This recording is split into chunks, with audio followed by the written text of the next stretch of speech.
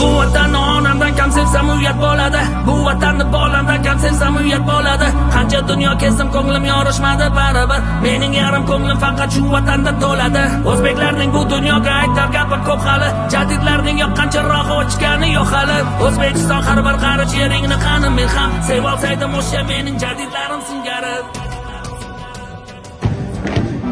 Maydonga Harbiy musiqiy akademik litseyi o'quvchilari kirib kelmoqda. Cho'lponlikdan holdan bo'stonlarim bor mening, Usmon Nosirdan qolgan dostonlarim bor mening, Mahmud Xo'ja Behbudiy maktablarim bor mening, ilm uchun jon bergan jadidlarim bor mening.